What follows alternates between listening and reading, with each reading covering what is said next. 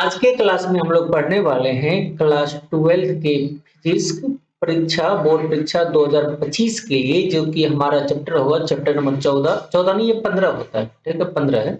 संचार व्यवस्था है, कम्युनिकेशन सिस्टम हम लोग अंग्रेजी में कहते हैं। इसका हम लोग क्वेश्चन बैंक देखने वाले हैं, 2009 से 24 तक का क्वेश्चन बैंक का कौन सा प्रश्न, ऑब्जेक्टिव, शॉर्ट, लॉन्ग, जितने भी प्रश्न आए होंगे। और कौन से परीक्षा के लिए, ये बिहार बोर्ड बीएसईबी परीक्षा में 15वें चैप्टर संचार व्यवस्था यानी कम्युनिकेशन सिस्टम से 2009 से 2024 तक के बीच में जितने भी प्रश्न आए थे, सबको हम लोग आज की क्लास में डिस्कस करने वाले। ठीक है, तो शुरुआत करते हैं अपने क्लास को और अपने इस 15वें चैप्टर का वस्तुनिष्ठ प्रश्न है। पहला प्रश्न है अपने सामने, पृथ्वी के किसी स्थान पर टीवी प्रेषण की ऊंचाई है 245 मीटर, यानी कि हमारे पास क्या दिया गया, ऊंचाई दिया गया है, एच दिया गया है 245 मीटर। ठीक है, हाँ, एच दिया गया 245 मीटर।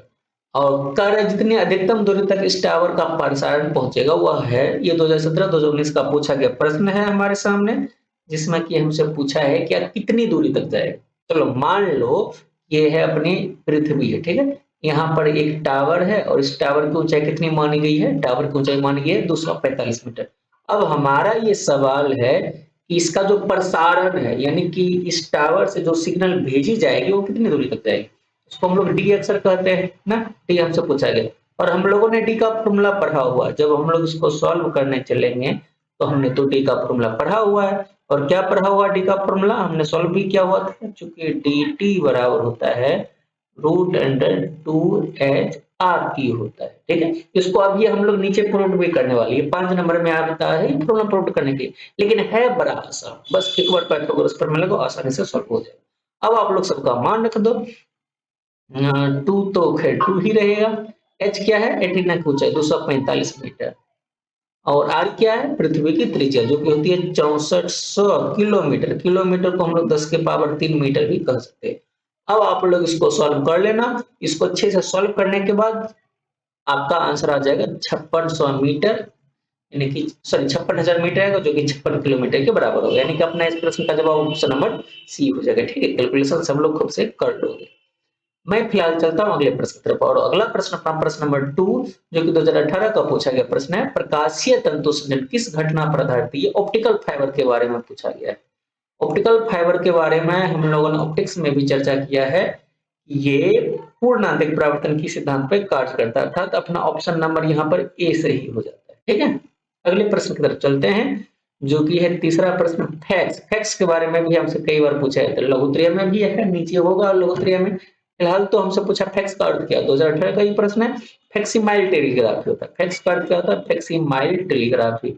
इसका अर्थ क्या हुआ इसका मतलब, इसका मतलब हुआ कि किसी प्रिंटेड दस्तावेज को, यानी कि कोई कागज है, प्रिंटेड कागज है, पेपर है, उसको एक स्थान से दूसरे स्थान तक भेजना हो, तो या तो आप उसको अपने हाथ से लेकर के जाओ या फिर यहीं से फैक्स मशीन में डालो और वहां के फैक्स मशीन में प्रिंट होकर सेम टू सेम कागज निकल जाएगा। इसी प्रकार की मशीन होता है। इसको हम लोग फिलहाल नीचे डिस्कस करेंगे। फिलहाल तो अपना ऑप्शन नंबर 20 सही हो जाएगा ना।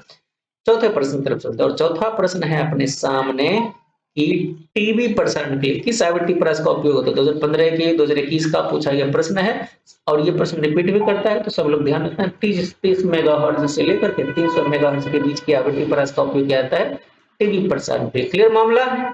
अगले प्रश्न की तरफ चलते हैं।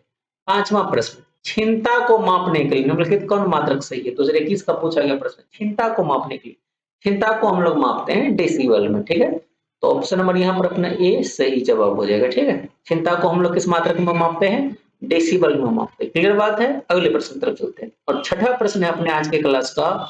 ओ ये तो रिपीटेड प्रश्न हो गया, कोई बात नहीं, क्वेश्चन बैंक रिपीटेड होगा। टीवी प्रसारण के लिए किस आवृत्ति पर इसका उपयोग किया था। 2015 का 2021 का पूछा गया प्रश्न। अभी हम लोग देख रहे थे 30 मेगाहर्ट्ज से लेकर के 300 मेगाहर्ट्ज के बीच की आवृत्ति पर इसका यूज किया जाता है। किसके लिए, टीवी प्रसारण के लिए। क्लियर बात है। अगले प्रश्न की तरफ चलते हैं। अगला प्रश्न है हमारे सामने 7 नंबर, लेजर क्रिया के लिए क्या आवश्यक है। ये 2023 का पूछा गया प्रश्न, 2023 का पूछा गया प्रश्न है। इसमें हमसे पूछा गया कि लेजर क्रिया के लिए क्या आवश्यक है। ठीक है, तो ध्यान से सुनो। इसका जवाब बहुत सारी जगहों पे कुछ ताप तो नहीं, एमपीपी एनकेसी में कई सारे जगह पर संख्या परिवर्तन आता है, तो बहुत सारी जगह पर अर्धचालक रहता है, ठीक है। मगर इसका कौन सा जवाब एक्यूरेटली सही होगा, तो ध्यान से सुनना। लेजर क्रिया यानी कि लेजर एक प्रकाश की किरणें होती है एक प्रकार की, जो बहुत लंबी दूरी तय करने पर भी प्रकीर्णित कम होती है, फैलती कम है, ठीक है। और लेजर किरणों के निकलने के निर्माण के लिए अर्धचालक की भी आवश्यकता होती है, ठीक है।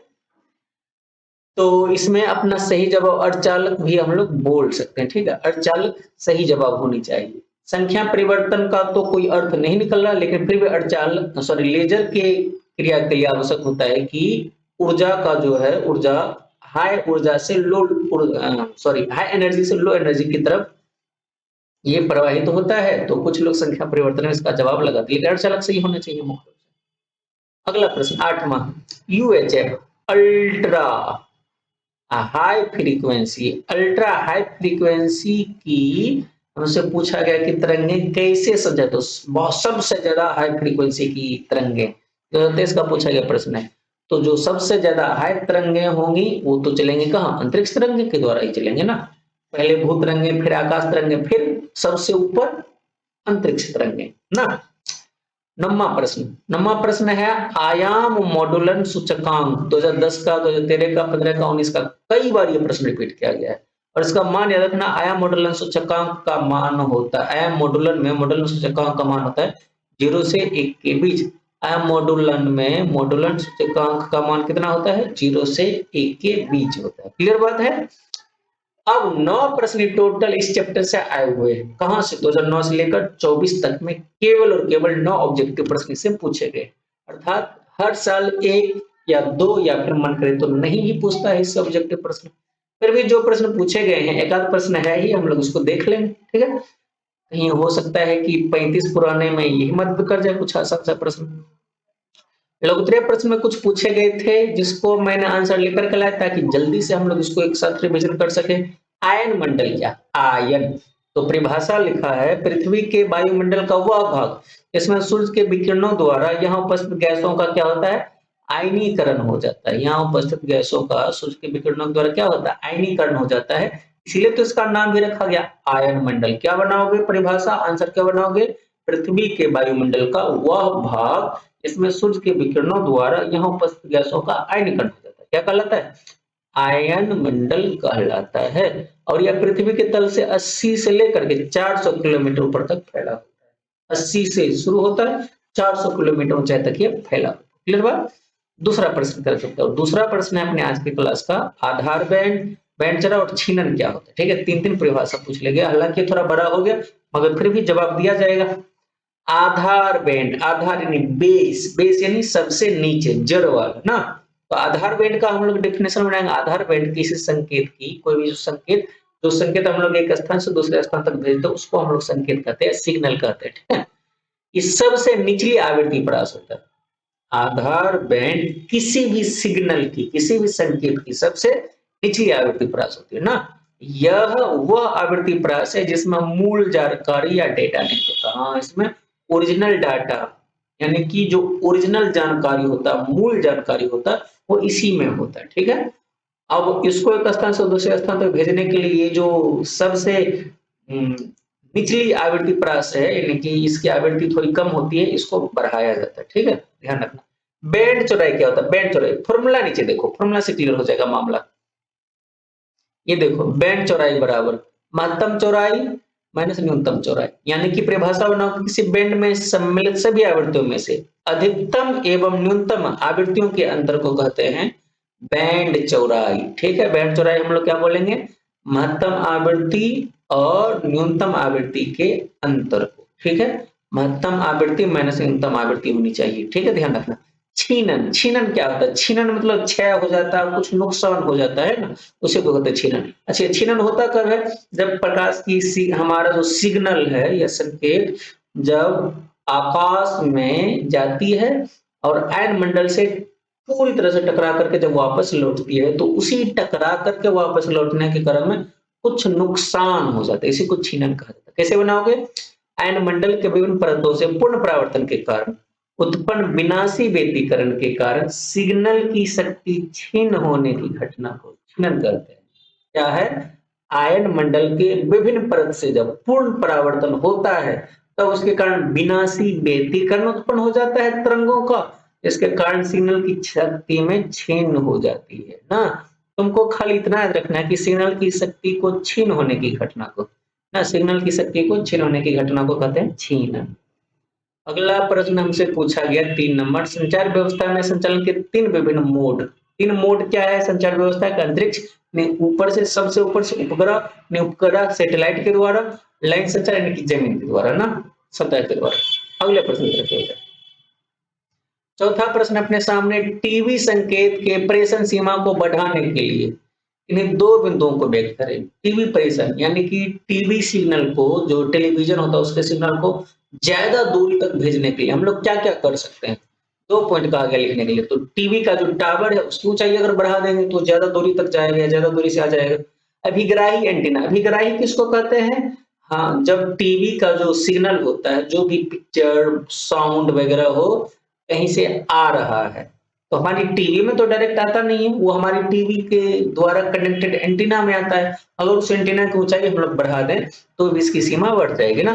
आयाम मॉडल या आवृत्ति मॉडल के द्वारा भी हम लोग इसकी सीमा को बढ़ा सकते हैं। अब आयाम मॉडल और आवृत्ति मॉडल क्या है नीचे बताऊंगा, ठीक है। चलते रहो प्रश्न की तरफ, अगले प्रश्न की तरफ चलो।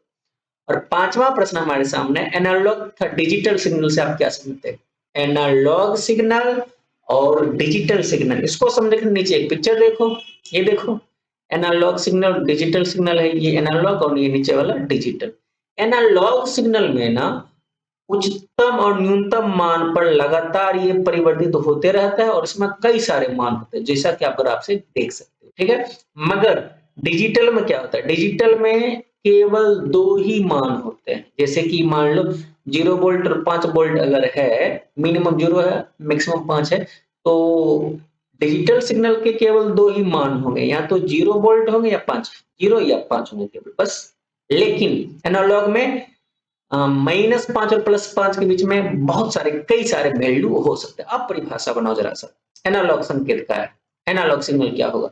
वह संकेत जो समय के साथ निरंतर अपने न्यूनतम एवं अधिकतम मान के बीच लगातार परिवर्तित होते रहता है, एनालॉग संकेत कहलाता है। अपने न्यूनतम एवं अधिकतम मान के बीच लगातार क्या होता रहता है? परिवर्तित होता रहता है। जबकि डिजिटल संकेत क्या है? डिजिटल सिग्नल क्या है?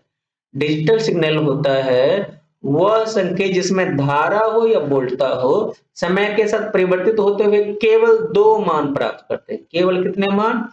केवल 2 मान प्राप्त करता है, डिजिटल संकेत कहलाता है। वह संकेत जिसमें धारा अथवा वोल्टता समय के साथ परिवर्तित होते हुए केवल 2 मान प्राप्त करता है, उसी को कहते हैं डिजिटल संकेत। और इसी संकेत के आधार पर तो अपना वो भी आता है लॉजिक गेट ना। लॉजिक गेट में भी हम लोगों ने देखा था द्विआधारी संख्या पद्धति, इसमें केवल 2 मान होते हैं। फिर अगला है 6 नंबर, व्याख्या करना है भूतरंगे, व्योम तरंगे, आकाशीय तरंगे। हाँ, इनकी कई बार चर्चा होती है, हम लोग इसका डिस्कशन कर लेंगे। अभी भूतरंगे, ग्राउंड वेव प्रोपेगेशन। तो तरंग संचरण की इस प्रक्रिया में रेडियो तरंगे पृथ्वी के पृष्ठ के अनुदिश गमन करती है। नाम से भी पता चल रहा, भूतरंगे यानी कि इस प्रक्रिया में जो रेडियो तरंगे होती है पृथ्वी के सतह पर के, पृथ्वी के सतह के द्वारा ही एक स्थान से दूसरे स्थान तक जाता है, ठीक है। और इस विधि में जो तरंग होती है या जो सिग्नल होता है वो ज्यादा दूरी तक नहीं जा पाता है। इस विधि द्वारा केवल 1.5 मेगाहर्ट्ज से कम आवृत्ति की रेडियो तरंगों का संचरण होता है, ठीक है। दूसरा व्योम, स्काई वेव या आकाश तरंगे हम लोग इसको कहते हैं।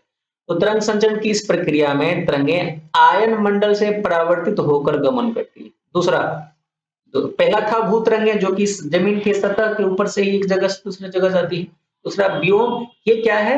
ये तरंग संचरण की इस प्रक्रिया में क्या होता है, ध्यान से सुनना, कि तरंगे हम लोग भेजते हैं, ये वायुमंडल के आयन मंडल से टकरा करके वापस लौट करके एक स्थान से दूसरे स्थान तक जाती है, ठीक है। और इस विधि में 2 मेगाहर्ट्ज से 10 मेगाहर्ट्ज की आवृत्ति पर स्थित तरंगों का संचरण किया जाता है। पहला में था 1.5 मेगाहर्ट्ज से कम, यानी 2 से लगभग कम ही। दूसरा में 2 से 10। और तीसरा देखते हैं, तीसरा है आकाश तरंग संचरण, स्पेस वेव प्रोपेगेशन, इसको अंतरिक्ष भी हम लोग कहते हैं, ठीक है।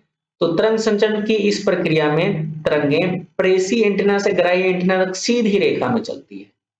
यानी कि जो एंटीना होता है, कौन से एंटीना, प्रेसी एंटीना यानी कि जिस एंटीना से सिग्नल को भेजा जाता है, और ग्राही एंटीना जिस एंटीना से जिस एंटीना पर उसको प्राप्त करना होता है, ग्राही वहां पर सीधी रेखा में पहुंच जाती है, ठीक है। और इस विधि द्वारा 30 मेगाहर्ट्ज से अधिक आवृत्ति तरंगों जैसे अति उच्च आवृत्ति तरंगे, वेरी हाई फ्रीक्वेंसी, उच्च आवृत्ति जैसे अल्ट्रा हाई फ्रीक्वेंसी, अभी हमसे ये पूछा था ना, सूक्ष्म तरंगों इत्यादि का संचरण। क्लियर मामला है।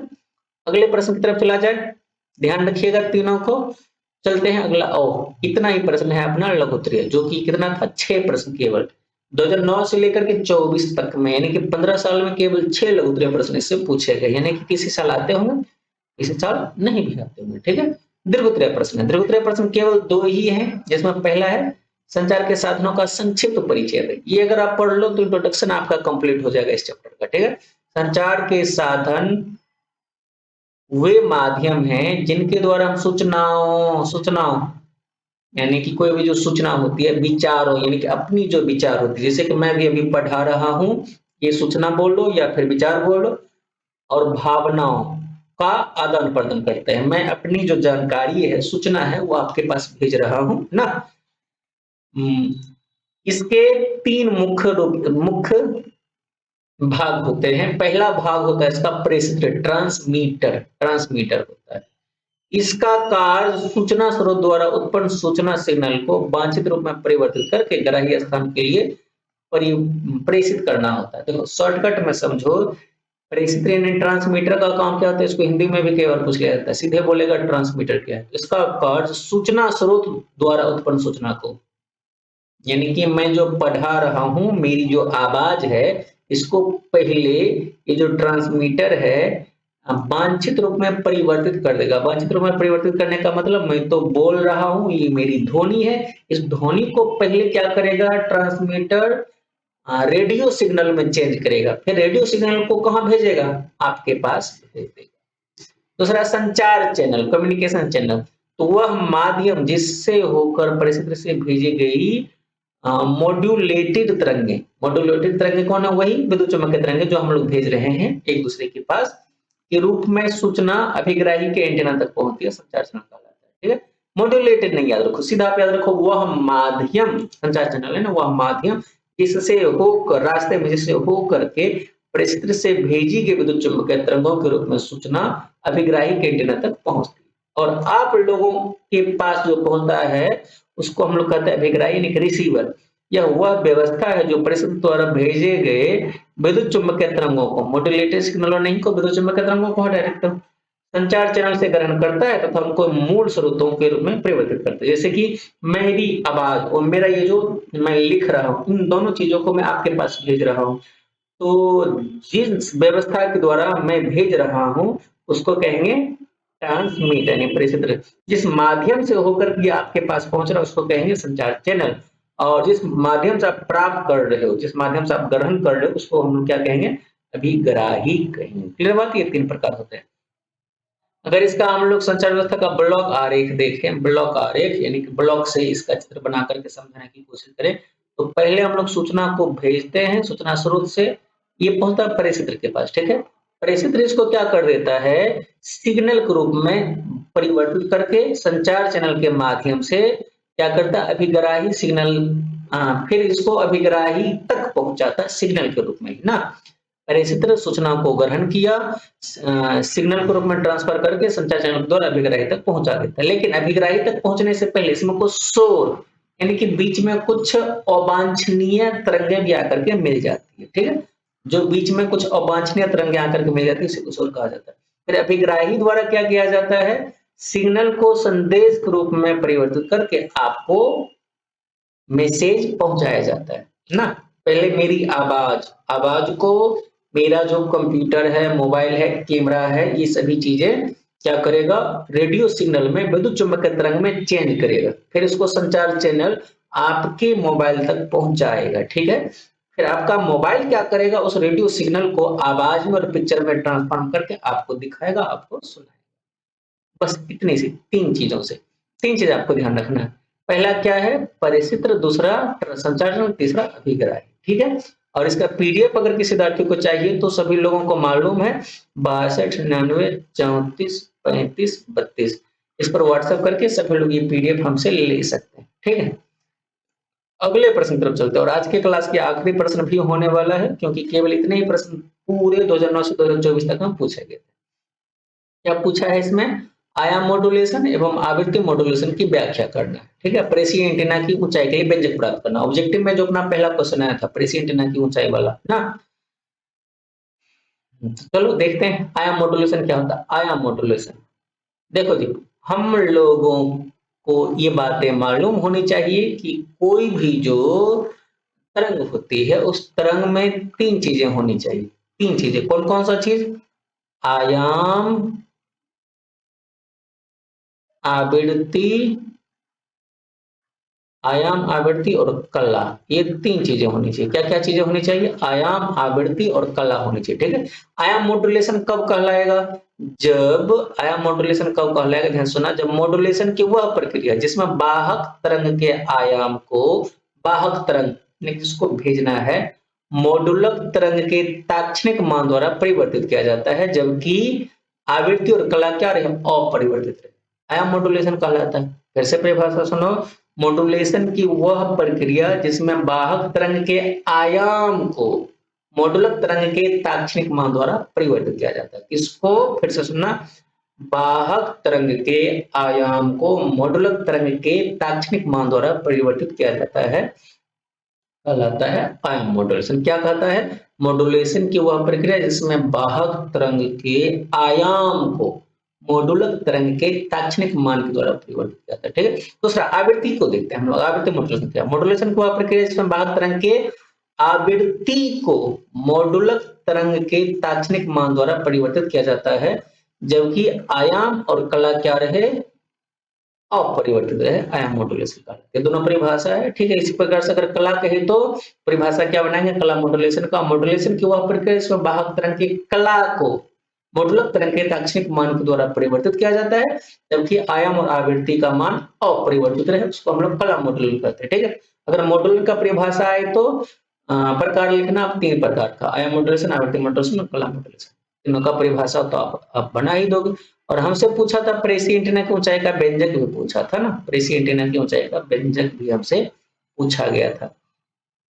तो हम लोगों ने इसको पहले से सॉल्व किया हुआ है। ठीक, अब हम लोगों को इसको एक बार समझ लेना आसानी से। देखो डायग्राम मैंने पहले से ही बना करके रखा है, ये बुक का डायग्राम है, इसको लिया हुआ है।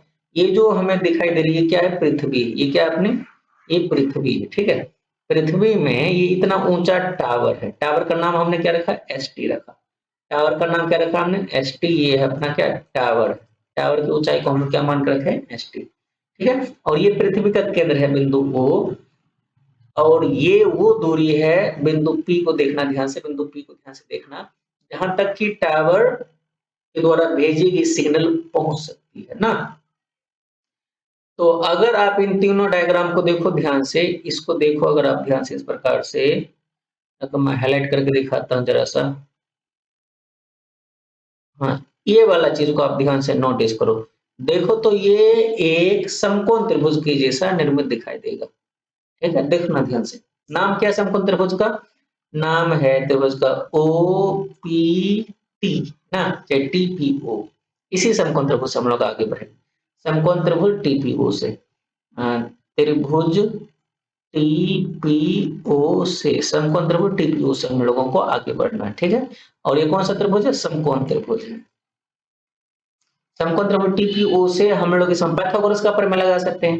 पाइथागोरस के प्रमेय में आपको पता ही होगा कि लंब स्क्वायर प्लस आधार स्क्वायर बराबर होता है कर्ण स्क्वायर। तो इसमें लंब हो गया OP, ठीक है, आधार हो गया TP, तो लिखा हुआ भी OP प्लस PT स्क्वायर बराबर OT स्क्वायर। OT यहाँ से यहाँ तक। ठीक है, अब हम लोग OT को, O से जो T तक की ऊंचाई है, ये हम लोगों का है पृथ्वी की त्रिज्या, यहाँ से यहीं तक पृथ्वी की त्रिज्या। ठीक है, उसके बाद जो ST है ये है ऊंचाई H है।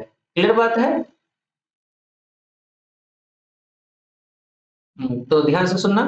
तो उसी प्रकार से, और फिर ओपी की जगह पर, ओपी की जगह मैंने लिख दिया आर का स्क्वायर, और ये जो पीटी का स्क्वायर उसको रहने दिया, और ये जो है ओटी, ओटी की जगह पर मैंने लिख दिया OS प्लस ST का होल स्क्वायर। ठीक है, अब ये R square plus P T square बराबर आर ई प्लस एच का होल स्क्वायर। क्यों? क्योंकि O H plus P T को एच टी की जगह आर ई प्लस एच हो जाएगा। ठीक है, बस इतना ही काम करना। देख रहे हैं ना, यहाँ पर ज्यादा कुछ नहीं, केवल डायग्राम को ध्यान देना। डायग्राम जैसे ही बन गया तो कुछ चीजों को मान लेना, जैसे कि बिंदु को हमने क्यू पी माना है, फिर इसको क्यू माना है। ठीक है, दोनों जहां तक पहुंचेगा सिग्नल मैक्सिमम दूरी तक। ठीक है, हाँ, और पी क्यू तो हो ही गया, और चूंकि त्रिज्या को आर मानते तो उसको आर रहने दो, और टावर को हमने मान लिया है एच टी। अब इसको सॉल्व कर लो, यहीं से अपना आ ही जाएगा answer. Are E plus P T square बराबर ये होल स्क्वायर हमने फॉर्मूला लगा दिया आर ई प्लस एच का होल स्क्वायर का। और जब होल स्क्वायर लगा लोगे आप, तब ध्यान से सुनना, तब ध्यान से सुनना, ये आर ई स्क्वायर और आर ई स्क्वायर जाएगा कैंसिल हो, तो बचा कौन? पी टी स्क्वायर बराबर H square plus 2 R P into H बच गया। ठीक है, अब चूंकि हम लोग जानते हैं, परंतु चूंकि पीटी लगभग बराबर होगा पीएस का, पीटी जो है, पीटी जो है पीएस के लगभग बराबर होगा। इसको बराबर नहीं करना चाहिए, लगभग बराबर होना चाहिए। यहाँ पर पीटी और पीएस लगभग बराबर है। ठीक है, लगभग अगर बराबर है तो इन दोनों को हम लोग बराबर मान सकते हैं इस वाले फॉर्मूला में। ठीक है, और इसको हम लोग क्या मान सकते हैं? इसको हम लोग मान सकते हैं डी टी। डी टी क्या है? डी टी अभी नीचे दिखेगा, पहले तो हम लोग इसको रख तो लें, तो पीटी स्क्वायर की जगह पर अब हम लोग लिख देंगे डी टी का स्क्वायर बराबर एच स्क्वायर प्लस 2 अब डी टी का स्क्वायर है, स्क्वायर को उधर भगाओ तो आ जाएगा डी टी स्क्वायर बराबर। अच्छा, उससे पहले एक काम और कर लेते हैं। चूंकि ये जो हाइट है, हाइट किसकी हाइट? ये एंटीना की, जो टावर की जो ऊंचाई है, पृथ्वी की त्रिज्या में बहुत, पृथ्वी की त्रिज्या की तुलना में बहुत ही कम है। कौन सी? एच जो है ये बहुत ही ज्यादा कम है, किससे? आर की तुलना में। तो इसको हम लोग इग्नोर कर सकते, इसको हटा सकते। तो बचेगा अपने पास, कौन बचेगा? फिर तो डी टी स्क्वायर बराबर केवल और केवल 2 आर इंटू एच बचेगा। ठीक है, इसीलिए डी टी अपना क्या हो जाएगा? Root under 2 RE into H हो जाएगा। और ये जो dt है, ये जो dt है, क्षैतिज दूरी dt, टीवी प्रेषण की क्षैतिज परास कहलाता है। टीवी प्रेषण का क्या है? क्षैतिज परास है। क्लियर बात है? अगर इसी में आपको h निकालना हो तो फिर यहां से आप h को इग्नोर नहीं करो, बल्कि dt स्क्वायर माइनस 2REH कर लो और उसका वर्गमूल हो जाएगा। तो h अपना यहां से क्या आ जाएगा?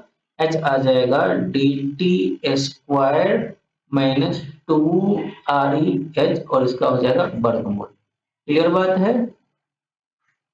ये अपना फॉर्मूला था जिसको हमें प्रूव करना था, और इतना ही प्रश्न केवल हमारे कम्युनिकेशन सिस्टम इनके संचार व्यवस्था से पूछा गया था बिहार बोर्ड में।